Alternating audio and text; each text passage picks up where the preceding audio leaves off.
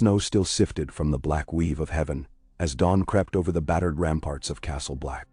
It drifted in slow, silent spirals, cool as sighing ghosts, until every stone was sheathed in a thin, crystalline skin. Jon Snow tasted it on his tongue. Sharp, clean, tasting of nothing and everything at once, and wondered if the wall itself had breathed out this storm, as if to hide the blood that still clung to its shadowed corners. The night's battle had gone quiet, yet the quiet was not peace. It was an echo shaped like loss, and it reverberated through every corridor, every marrow-deep dream. Beneath the old wooden stairs, past the ice-choked arch that led toward the shore of the world, Jon knelt in the powdery drift. His breath rose in ragged plumes. A lantern guttered at his side, orange light licking across the stone. Its glow found the arrow shafts first, 3 of them, feathered in black crow fletching. All had missed the heart they sought. They lay snapped and scattered on the ground like broken oaths. In their midst, half buried by wind-blown snow, lay Ygritte. At first Jon feared she was truly gone this time, beyond even the reach of the old gods whose faces were carved in the reedy bark trees. But when he brushed the snowfall from her hair, her eyelids fluttered, and she drew a thin, pained breath. The arrow in her side remained, though most of the shaft had been broken away by the fall. Blood had frozen around the wound, a dark, brittle crust. Her lips were blue, her cheeks ashen. Yet when her gaze swam into focus, the fire behind it burned bright enough to put every torch in Castle Black to shame. "Snow," she rasped. And even that single syllable was accusation, longing, and wonder all at once. "You fool crow, you came back." "I never left," he answered, voice too raw to be gentle. She tried to laugh, but it was a cough that ended in crimson. Jon pressed a gloved hand to the wound and spoke no more, for there were no words left to mend what steel had torn. He lifted her. She was slighter than his cloak, lighter than the bundle of kindling he had once carried back to the hearth in Winterfell's great hall, and bore her toward Maester Aemon's infirmary, while Ghost ghosted silently at their heels. The corridors were morgues of broken shields and shattered hopes. Men he had drilled with, men who had japed about his wolf blood, lay beneath tattered cloaks or linen shrouds. The scent of death rode every draught, fierce as sour wine. Yet in that moment, Jon cared only for the living spark that trembled against his chest, for the wildling girl who had made him forget that duty was supposed to taste sweeter than desire. Maester Aemon's hands, though frail as parchment, were steady. The old man asked no questions that could not be answered in silence. He cleaned the wound with snowmelt warmed over a brazier and a decoction of meadowsweet and motherwort. He murmured to himself of fevers and spirits, of how young flesh can surprise even the gods with its will to cling to breath. When Ygritte moaned, Aemon pressed a cup of ironwood tea to her lips. Jon held her upright while she swallowed. Her eyes never left Jon's. They gleamed like candles in a storm-blasted window. Hours became days. The days crawled by like wounded crows. Outside, new banners whipped in the wind. Stannis Baratheon's fiery heart, crimson on black, and the smell of burning driftwood rose from the king's cookfires. Tormund Giantsbane was brought south in fetters, muttering blasphemies at the wall's height. Mance Rayder was captured and caged. The Night's Watch elected new officers to replace the fallen. The realm shifted upon its axis, yet in the infirmary chamber time congealed around one narrow pallet where Ygritte lay. Jon slept little. When he did, the dreams found him anyway. Ygritte tumbling from a shaft of moonlight, her laugh breaking against the rocks. Longclaw clutched in his fists, slick with nightfire. The brothers of the Watch arrayed in judgment, their eyes cold as frozen stars. He would wake to the rasp of Ygritte's breath, or to the soft whisper of Ghost's paws pacing by the door. Sometimes Samwell Tarly brought food or fresh bandages, and though Sam never spoke the thought aloud, his gaze carried a question weighed down by dread. How much would Jon trade to keep this wildling girl alive? When Ygritte's fever broke on the 7th day, Jon felt as though the sun itself had clambered over the wall. She slept almost peacefully afterward, save for the way her brow nodded whenever distant shouts drifted in from the yard. She feared cages, he knew. She feared any roof that did not belong to Sky. So on the 8th night, John eased her onto a litter of elk hide and smuggled her beneath the rookery toward an abandoned storage cellar that smelled of pitch and pine. There he sat cross-legged beside her, lantern low, listening to the watch bells clang overhead. A lantern of his own stirred inside his chest, an ember of impossible desire. The vows were chains heavier than any iron, yet love had a way of slipping through gaps no smith could close. He thought of Ned Stark, whose honor had been rumor and legend, and wondered what counsel his father would give if he could see John now. Then he thought of the sword Ned had laid upon the Godswood stone and the promise that had made it more than steel. Vows kept the wall frozen. Love put cracks in it. Ygritte woke in darkness and reached for Jean's hand. She found his fingers trembling. "Are we prisoners, Snow?" she whispered. "Not yet." He squeezed back. "But the wall holds more prisons than cells. We'll find a way out." Her laugh was jagged glass. "You know nothing. Teach me then."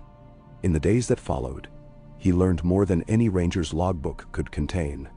He learned that wildling songs were maps drawn in sound, each verse tracing the swing of the sun across valleys no crow had ever seen. He learned that her people named the stars not to claim them, but to remember who had died beneath their light. He learned that a kiss spoken against frostbitten skin could be warmer than any hearth. But he also learned how quickly word spreads inside cold walls.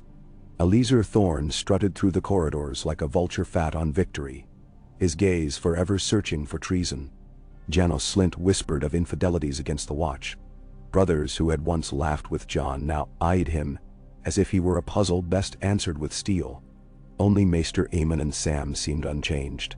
Aemon because blindness had taught him to see deeper than appearances, Sam because his heart was too large to be crowded by suspicion. Stannis Queen's men began to speak of burning wildlings for the Lord of Light. Melisandre's scarlet shadow trailed along parapets, her eyes reflecting flames even when no brazier burned. Once, she passed John at dusk, and paused, as if listening to a whisper in the wind. "The heart shows us the true shape of duty," she said, cryptic as prophecy, before gliding on. The chill she left behind seeped into John like red-hot iron plunged into snow. That night, John watched moonlight steal across Ygritte's sleeping face, and knew the choice had already been made somewhere in the marrow of him, long before vows were sworn or arrows loosed.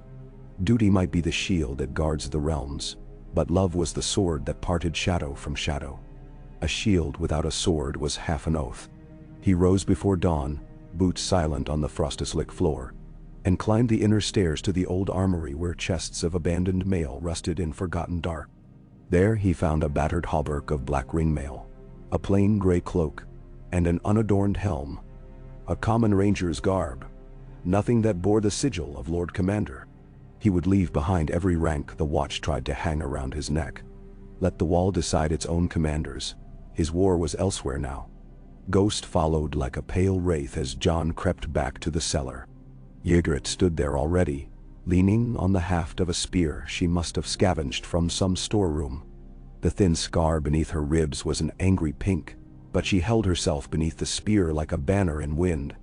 She met his gaze and nodded once, as though she had glimpsed every page of his secret plan in the mirror of his eyes. "South?" she asked.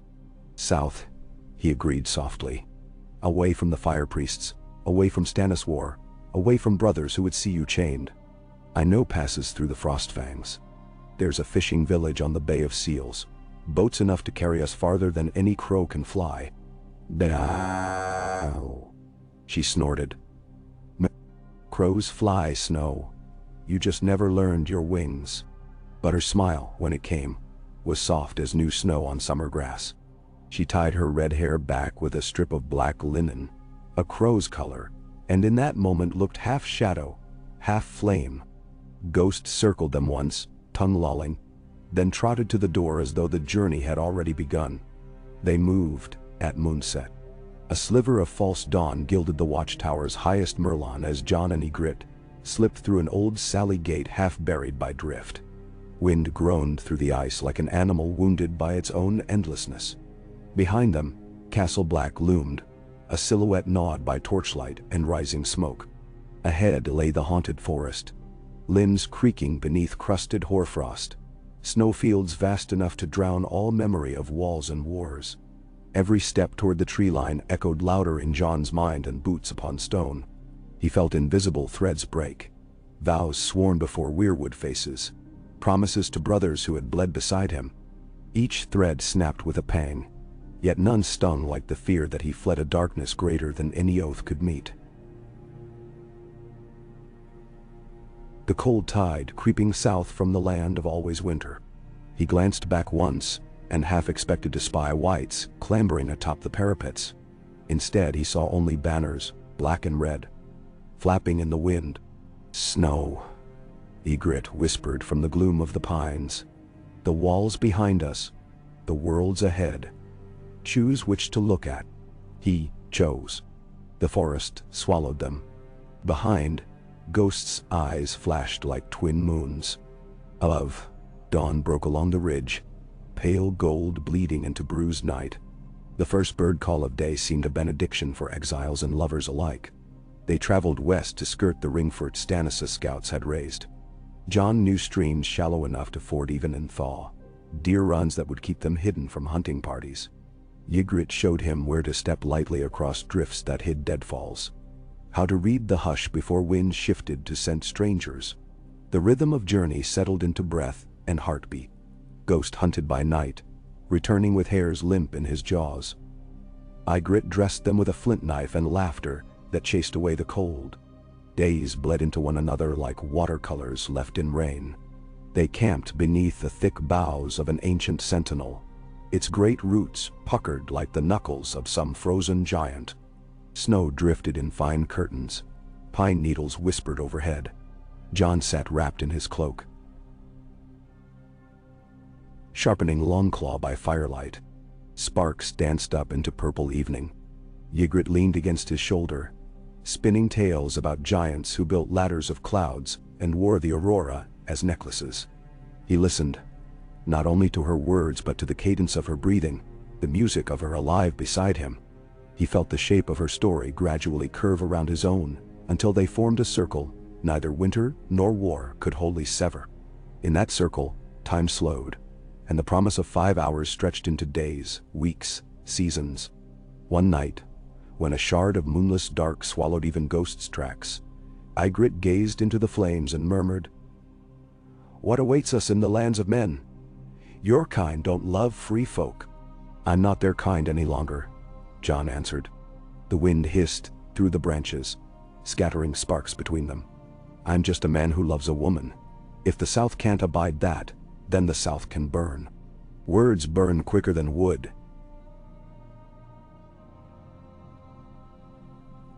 She said, touching his cheek. "But maybe you'll teach them. Tell their lords a story of a crow who learned to fly with wolves." "Nendeman? Nenshihar." He kissed her palm, tasting salt and pine smoke. In her eyes he glimpsed something larger than any kingdom, larger even than the winters they had known. A world remade, where walls were myths and vows bent like willow branches beneath new-grown leaves. They crossed the milkwater at a narrow bend where the ice clung thick as armor. Ygritte tested each step with her spear. Jon followed, Longclaw slung across his back. On the far bank, the river valley opened wide, white furrows spilling between low hills.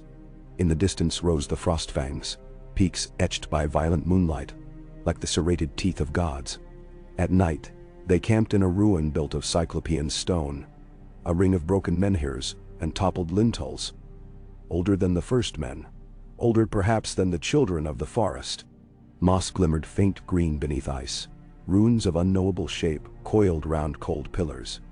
Jon felt eyes without bodies watching from beyond the fire, yet when he turned he saw only swirling snow. "Old place," Ygritte whispered. "The Craster's wives said the dead kings feast here when the north wind howls. Do they mind guests?" Jon asked, trying for levity. "If they do, you'll just hack them apart, Crow." She nudged him with her elbow. "You're good at that. I'm better at running away, it seems." Her smile curved sad. "Running toward, I think." Above them the stars came out, scattered like frost across an endless void. Jon pointed out Ice Dragon and the sword in the evening. But Ygritte had her own names. The Mother's Spear, the Dancer's Sisters, the Endless Dawn.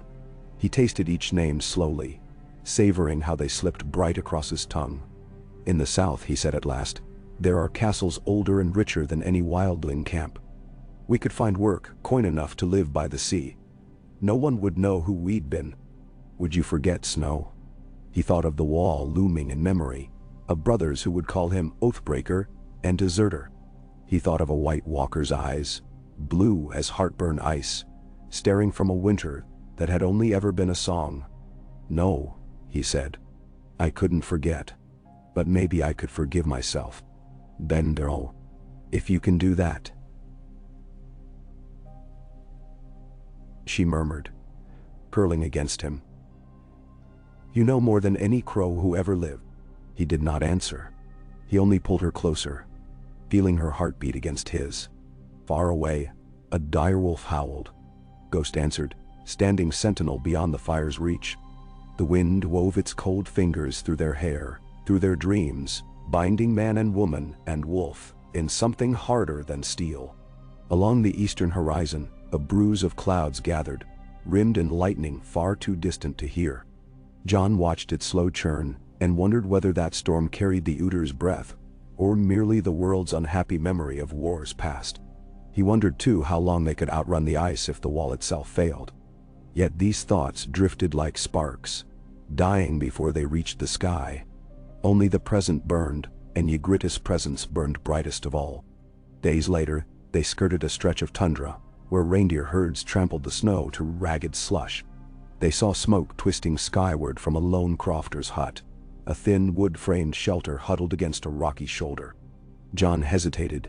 Ygritte urged caution, for crofters might sell fugitives for a king's coin.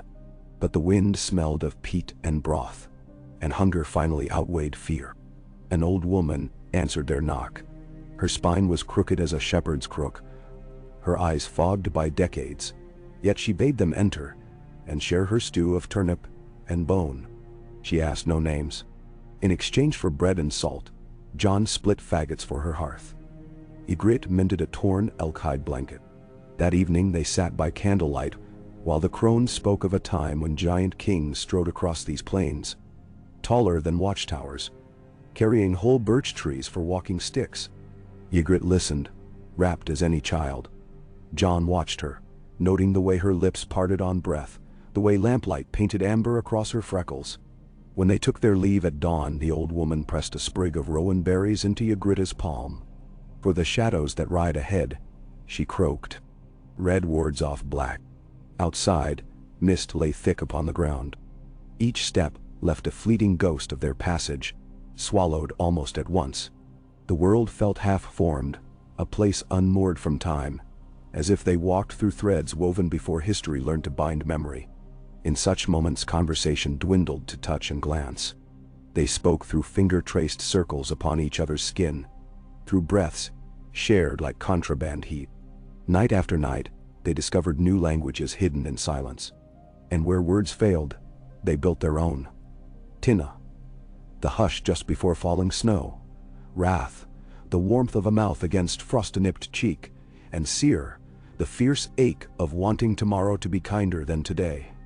Spring, if it came at all, crept north upon Kata's soft feet. The snow grew crusted, the rivers swelled. Birch buds trembled green at their tips. They found the skeletal remains of a pyre, blackened beams, metal clasps warped by heat. At its center lay the charred hulk of a cage, bars twisted outward. Jon knelt, sifting ashes until he found a smoking shard of black obsidian no longer than a finger. Dragon glass. The king's men had burned someone here. Whether wildling or kneeler, he could not tell. Ygritte touched the cage, her face a mask carved from storm cloud. "You'd have left me to this," she whispered. She did not mean Jon. She meant the wall, the watch, any law that saw free folk as quarry instead of kin. Jon had no defense. He slid the shard into a pouch by Longclaw's hilt and vowed to remember. They skirted the Frostfang foothills, putting league upon league between themselves and the shadows of their past. Yet shadows have long legs. One dusk they heard horns on the wind. 3 long blasts. White walkers.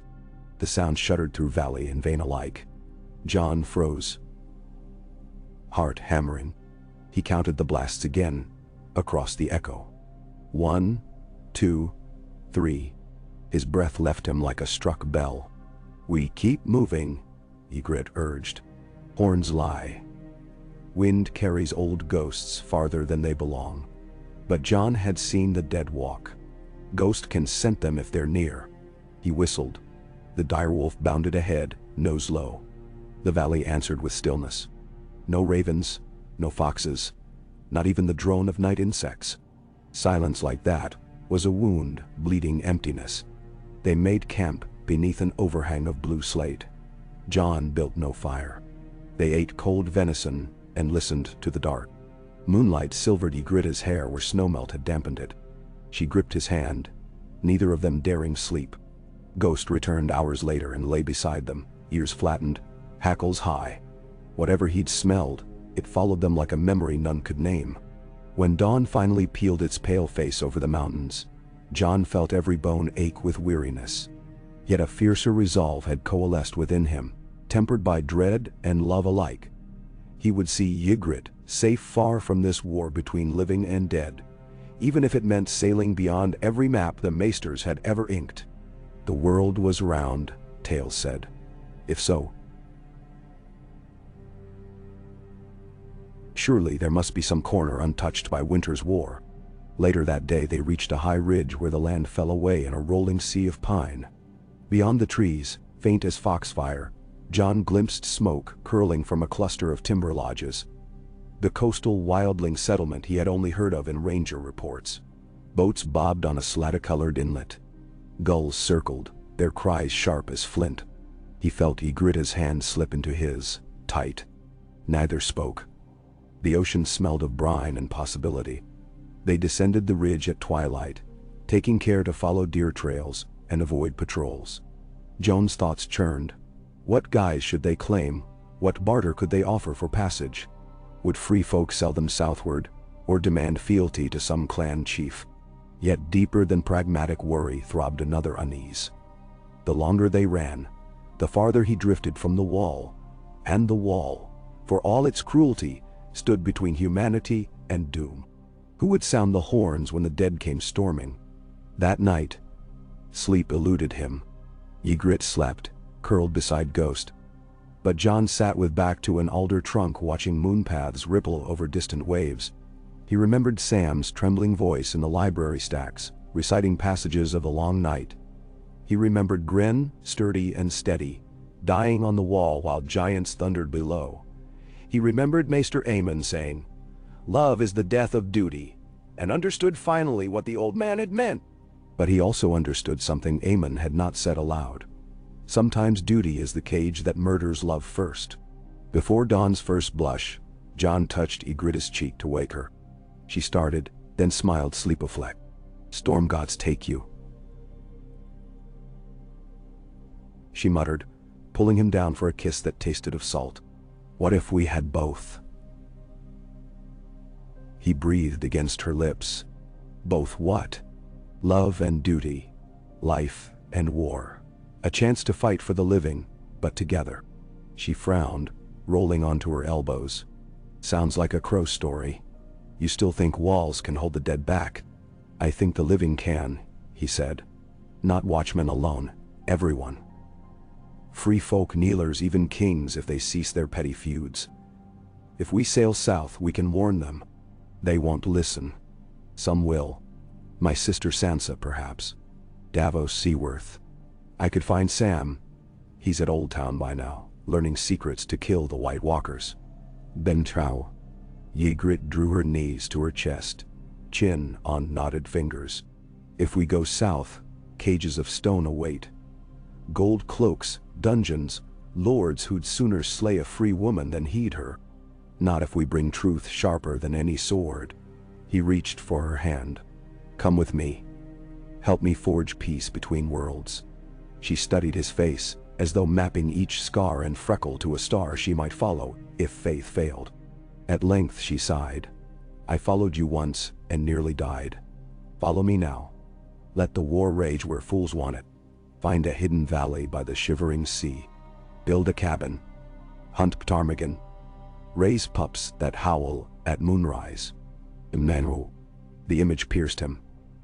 Children with flamered curls chasing ghosts' pale tail. A hearth crackling while wind keened at the shutters. Happiness so simple it felt like heresy. Yet the dead marched even now through silent forests. To turn aside was to leave the realms of men to an endless night. He did not answer. They watched the sky fade from indigo to ash rose. Gulls wheeled, screaming hunger. The tide drew back, bearing rocks slick with translucent kelp. Between one breath and the next, a figure appeared on the strand below. Tall, robed in ragged black, a staff in hand. Even at distance, John knew that gait. The stoop of a maester bearing too many scrolls. Yet this man moved with unsettling grace, each step precisely placed. As sunlight lanced the horizon, the figure raised his staff, and a swirl of ravens erupted from the trees, circling overhead like dark embers caught in updraft. Their cries merged into something almost like words. John shivered.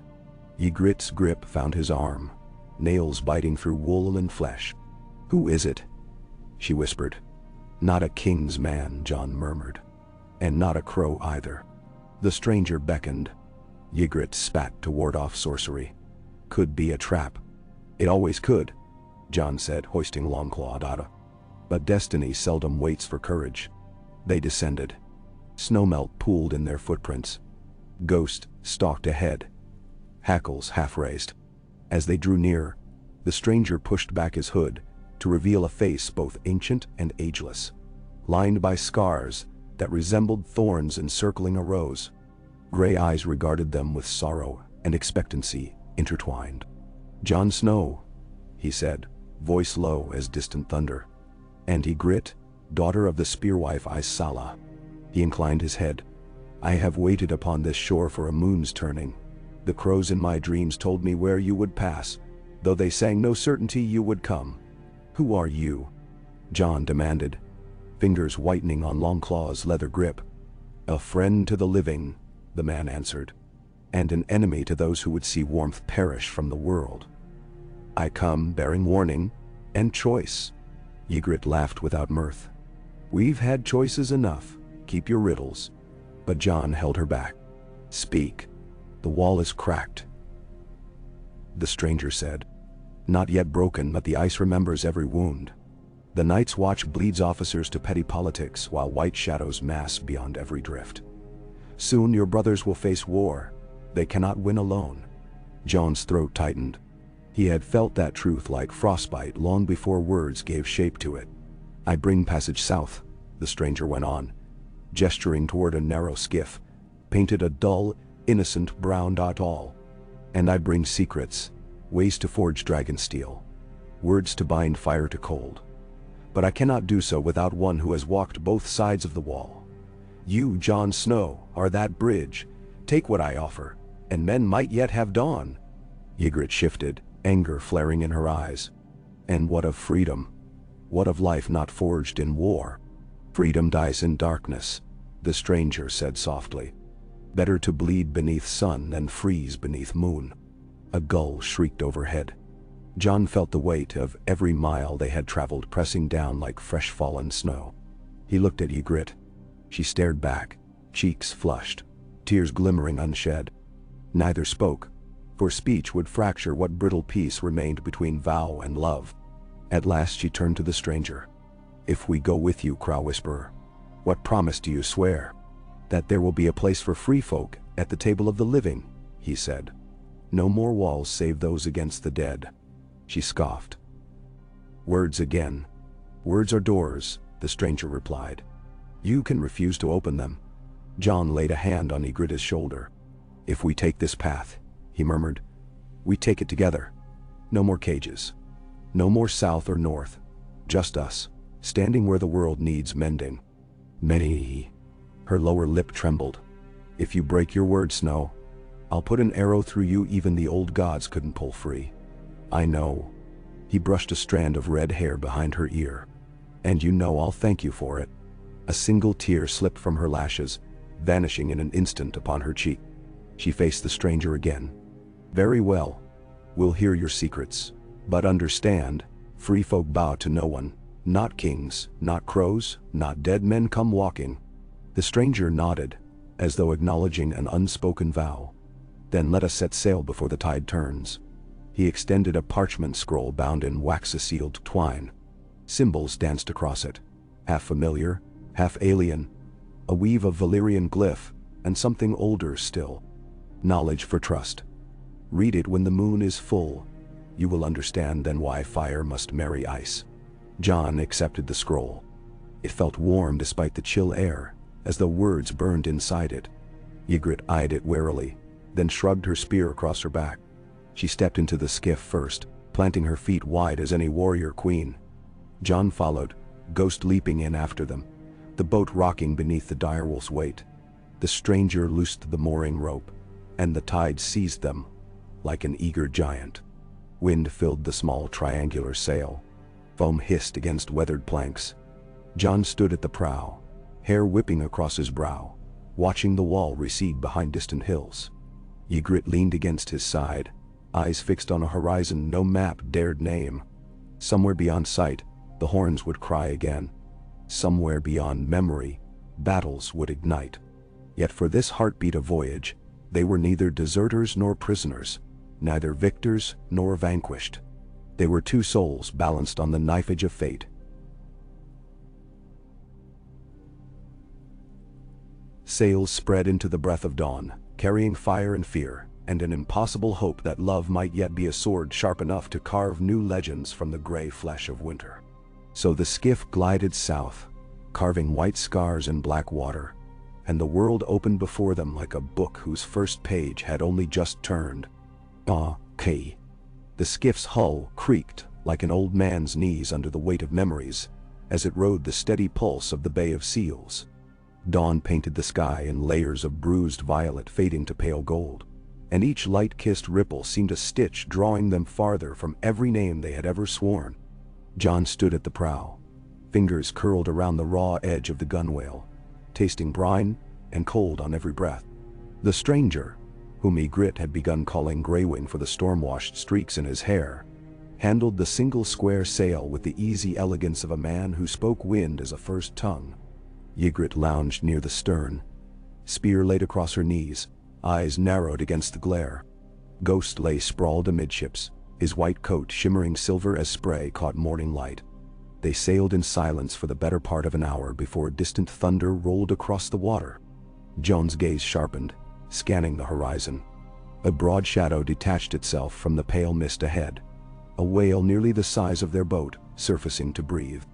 It exhaled a plume of white that hung in the air like a banner of peace. Before sinking with barely a ripple, Ygritte grinned, baring the small gap between her front teeth. "Good omen," she said.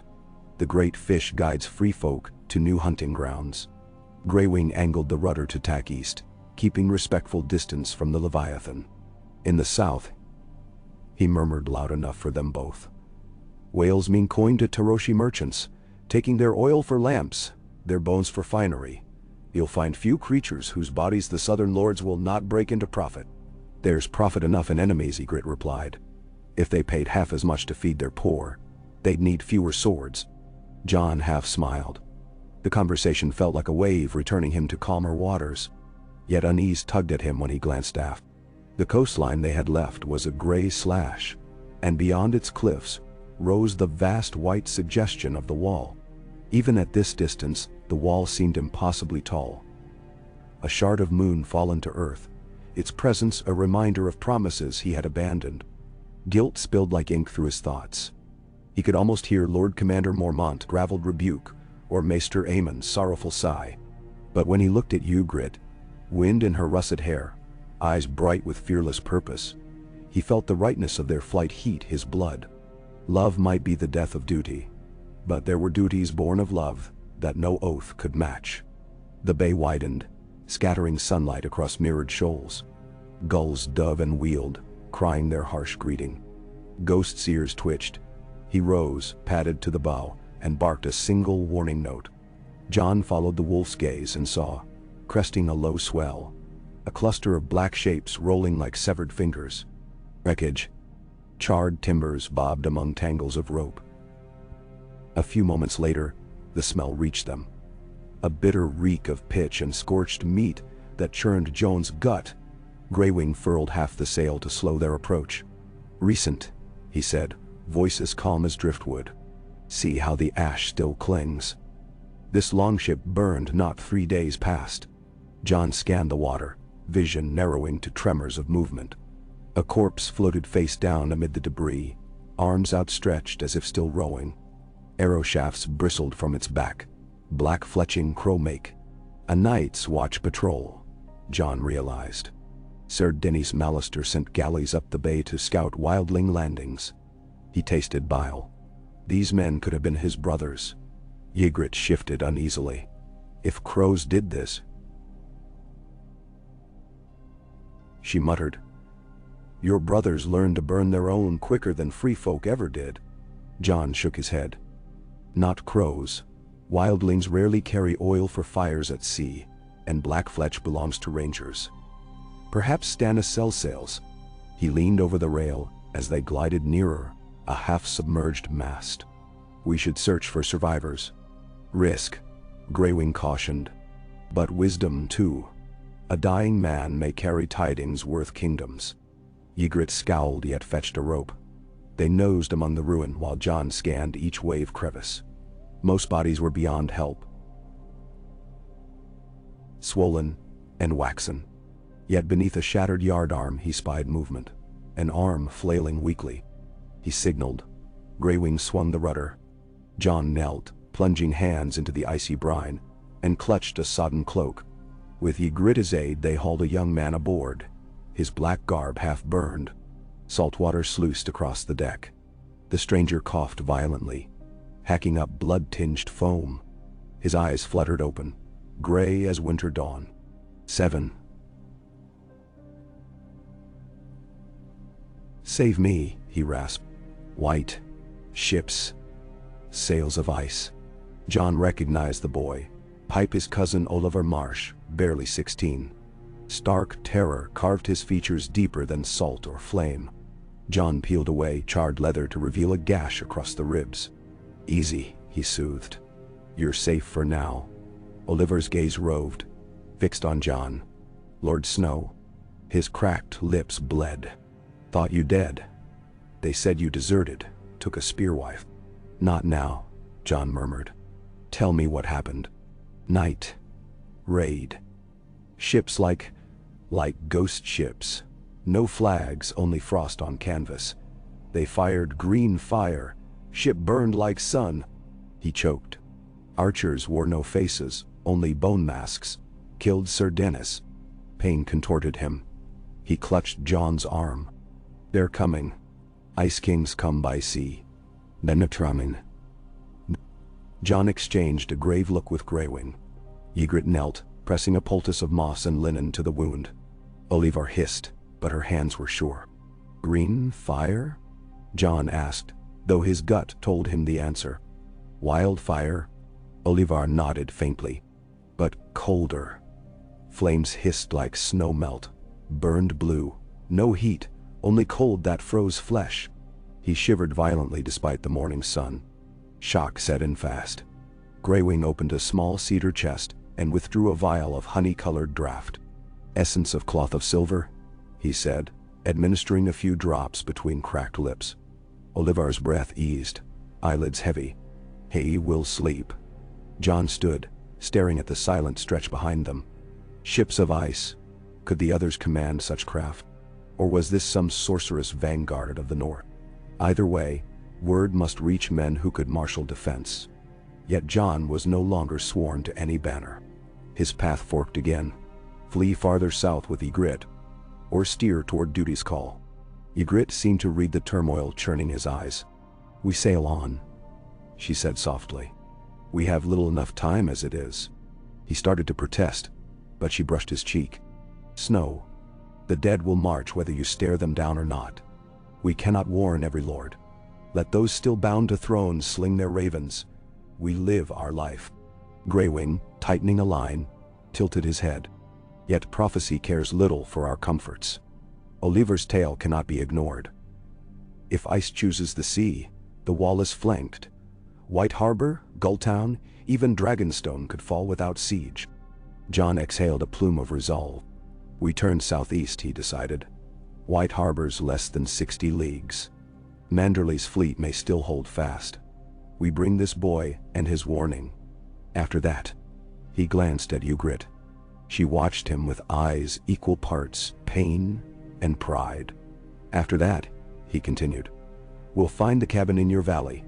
But first, lives depend on us. Ygritte's spear tapped the deck twice. Her unspoken assent. They set new course, wind filling canvas with urgent breath. By midday, the coastline slanted away, and towering spruces gave way to lower bluffs. Flocks of eider swam beside them, dark heads bobbing. Olivar slept beneath firs, face pallid but peaceful. Ghost kept vigil. Later, Greywing taught John the sailor's knots of the narrow sea. Each loop and hitch a rune for survival. Ygritte carved tokens from driftwood, little wolves and eagles, and strung them at the prow, gifts for whatever spirits ruled these waters. She sang quietly in the old tongue.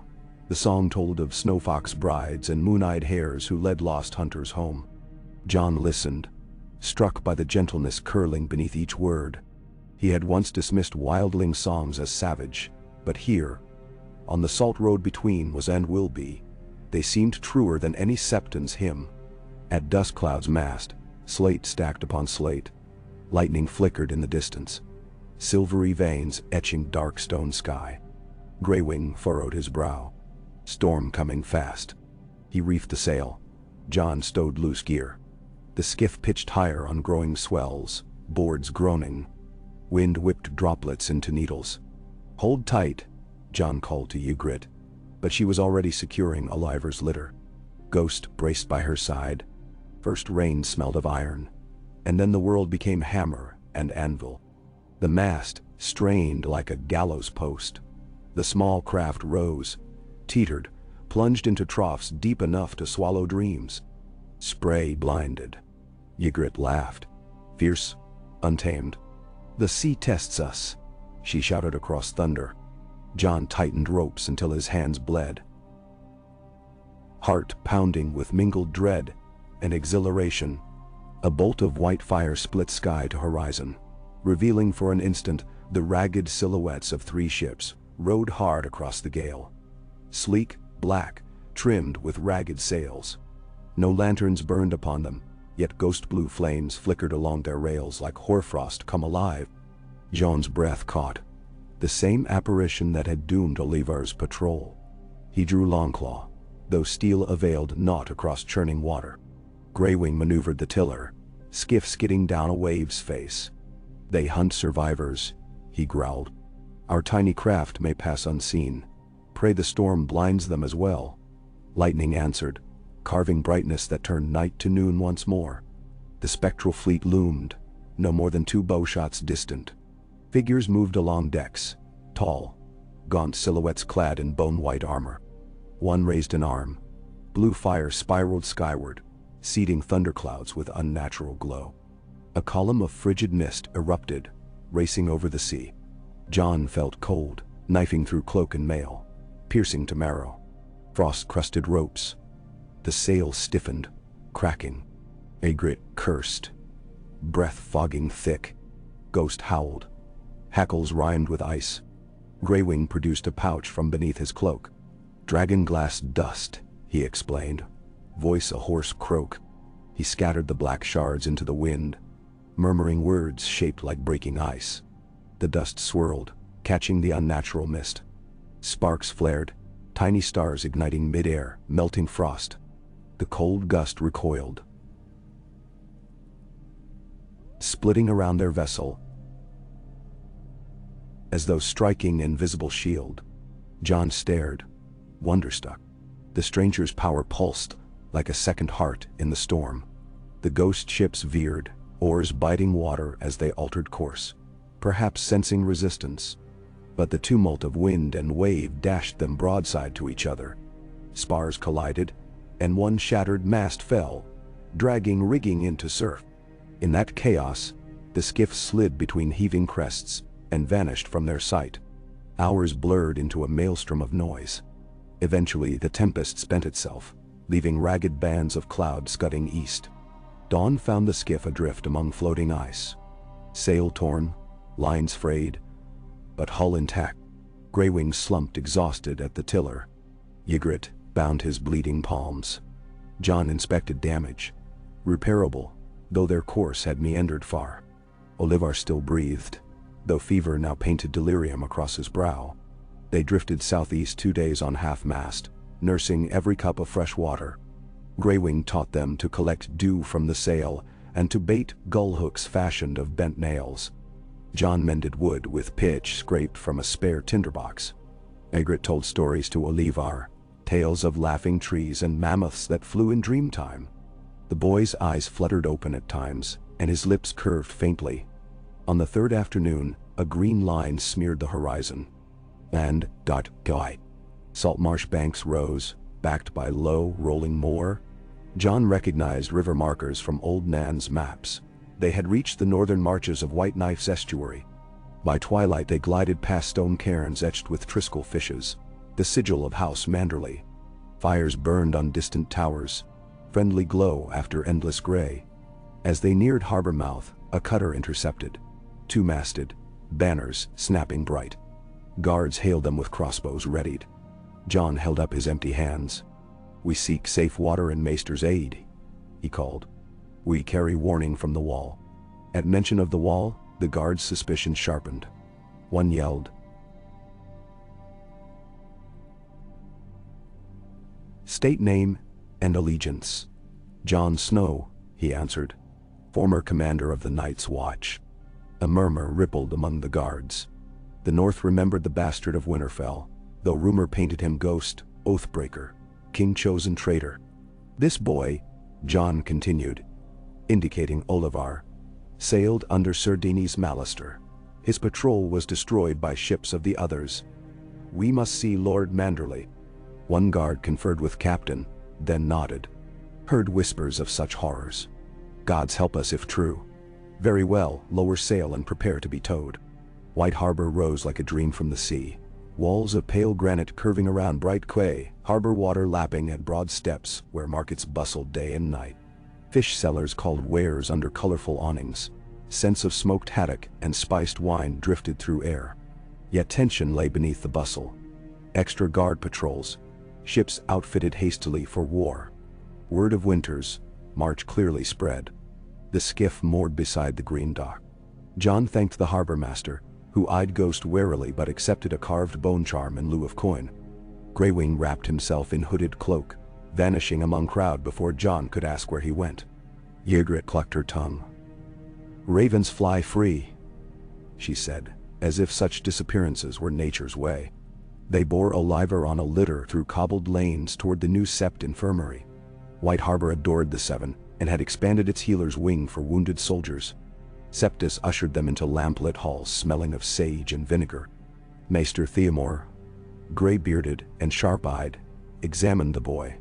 "Salt lung," he pronounced, "and dagger wound fever. Still, young blood rallies." He brewed a tisane of willow bark and peppermint, praising Ygritte's bandage work. Jon and Ygritte waited in tiled courtyards strewn with fallen apple blossoms. Dusk painted the arches pink. Ygritte plucked a blossom and spun it between finger and thumb. "South's prettier than I reckoned," she admitted. "Smells less like wet dog." Jon watched lanterns flicker to life along parapets. "Peace always looks fairer from afar," he said. "But rot hides under painted beams. Remember Craster's Keep. Even castles can stink." Footsteps approached. A burly knight in sea-green surcoat stopped before them. "Sir Marlon Manderley, cousin to the Lord." He bowed stiffly. "The Lord of White Harbor bids you attend him in the Wolf's Den. He wishes first-hand tales of these iceborne corsairs." His gaze lingered on Ygritte's rough-spun garb. Your companion will be welcome as guest, provided her spear stays sheathed. Ygritte's brows arched, but Jon squeezed her hand. They followed Sir Marlan along torchlit streets to the ancient wolf's den, a fortress older than Manderley rule. Inside its meat hall, Lord Wyman's son Wyllis presided. Lord Wyman himself lay bedridden, gout flaring. Wyllis greeted Jon with measured courtesy. Winterfell's wolf returns, he mused. We heard tales of your murder and resurrection, your desertion, your kingship beyond the wall. He gestured to bench seats near the hearth. Sit. Speak the truth that survives rumor. Jon recounted all, from Ygritte's rescue to the ghost ships and Greywin's conjured ward. He spared no grim detail of the blue flames, the bone-masked crew, the frostbite wind. Wyllis listened, jaw tight. Sir Marlan swore softly when Jon described the arrow-riddled corpses. A fleet mystic and malevolent, Wyllis said at last. White Harbor's navy numbers 12 galleys. Solid craft but untested against sorcery. My father would counsel seeking Dragonstone's aid. Whispers say Queen Daenerys Targaryen's dragons roost there. Now, Jon snorted. Dragons may shatter iron, but ice devours fire. Still, alliance matters. Send ravens to Winterfell, to the Vale, to the Reach if they'll listen. He leaned closer. And prepare refuges inland. If the others strike ports, civilians must flee. Wyllis nodded wearily. Aye. Yet even ravens take days. We need proof swift enough to tilt doubters. He regarded Jon. You carry more weight than rumors. If the North's lost son speaks, others hear. Namdawanda. Jon felt old chains tighten. I escaped one throne of expectation. My words inspire as many enemies as friends. Such is leadership, Wyllis replied. Burden rarely asked, always given. Ygritte's laugh cracked like kindling. Stalwart lords debate while storms brew. You want proof? Look out your bloody window. She marched to arrow slit, flung shutter wide. Night wind gusted in, scattering parchment. Far off, along curvature of horizon, faint blue torches flickered. Ghostly, marching across waves, every man in hall froze. A war horn sounded from harbor tower, deep and mournful. Jon's heart stuttered. So soon? Either Greywing's ward had held them only briefly, or another flotilla struck from east. Cleared docks. Wyllis barked. Runners wake every archer. Signal the beacon line to Winterfell. He wheeled on Jon. Will you fight with us? Jon rose, Longclaw at hip. A sword and dire wolf you have. Better still, he added, turning to Ygritte. You have a spear that never misses. She flashed teeth. You know nothing still, Snow. I miss when I choose. She twirled her weapon and followed. Chaos reigned outside. Fisherfolk dragged nets.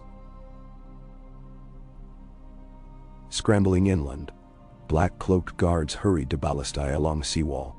The tide glimmered under half-moon, broken by shapes gliding silent. 15, 20, each a dark ship crowned by ghost blue flare. They made no chant, no drumbeat, only the hush of inevitability. Jon joined a platform overlooking outer harbor. Marlan handed him a heavy crossbow. Ygritte scaled the parapet, loosed an arrow. It arced true, struck prow of lead vessel. The shaft exploded in brilliant orange, wildfire stolen from some prior raid. Flames sputtered, hissed, then died into icy steam. The ship slid onward, unbothered. Archers aim for rowers. Sir Marlan cried. A volley of shafts sang. Yet where arrows struck, they snapped against hull, or stuck in fleshless shoulders. The bone-masked crew advanced, eyes pits of pale sapphire. Jon's vision narrowed to a knot of dread. He drew Longclaw. Dot. Valyrian steel gleamed black. Ballista crews, dragonglass bolts, he shouted. We few, Marlan admitted. Obsidian shipments still en route from Skagos. One stone wharf jutted near arriving ships, too near. Spectral grapples soared, hooking granite.